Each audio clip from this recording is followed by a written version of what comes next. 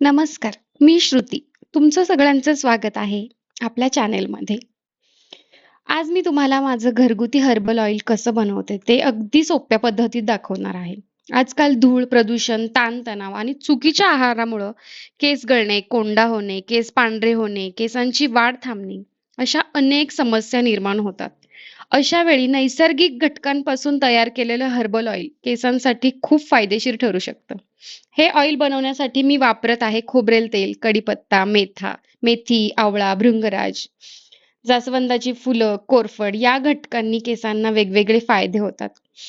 आपण 5 लिटरचं ऑइल बनवतोय. सगळ्यात प्रथम आपण खोबरेल तेल घेऊयात. त्यामध्ये एक-एक करून सर्व घटक घालूयात. मंद आचेवर हे तेल गरम करायचंय. बारीक गॅसवर केलं तरी आपण चालणार आहे. जेणेकरून सर्व जे आपण औषधं वापरणार आहेत, त्यांचा सगळा गुण त्या तेलात उतरावा. तेलाला छान रंग, सुगंध यासाठी आपण ते सगळं मंद आचेवर गरम करून घेणार आहे. मी जे हर्ब्स घेतले आहे, त्याची लिंक मी तुम्हाला डिस्क्रिप्शनमध्ये देते, की मी या ऑइलमध्ये कोणते-कोणते घटक वापरले आहे आणि प्रत्येक घटकाचा एक वेगवेगळा आपल्या केसांसाठी गुणधर्म आहे, पौष्टिकपणा आहे. त्यामुळे हे सगळे जे मी इन्ग्रीडियंट घातलेत, ते विचार करून घातलेत आणि त्याचा 100% रिझल्ट आहे. पूर्णपणे मंद आचेवर हे तेल बॉईल करायचंय.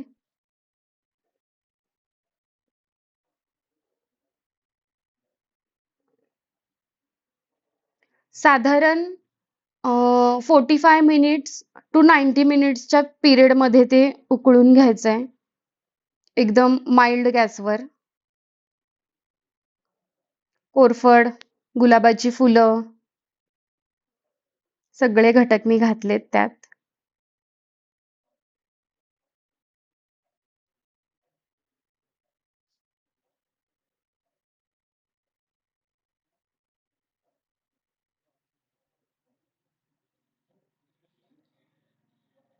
असं छान प्रकारे उकळून घेतोय आपण.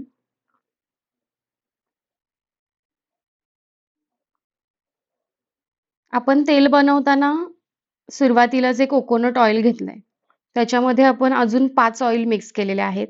कॅस्ट्रॉल ऑइल, त्यानंतर राईचं तेल म्हणजे मोहरीचं तेल, त्यानंतर अल्मंड ऑइल, कॅस्ट्रॉल ऑइल असे 5 तेल आपण मिक्स केलेत. त्याच्यामध्ये आपण व्हिटॅमिन ईची कॅप्सूल सुद्धा घातलेली आहे.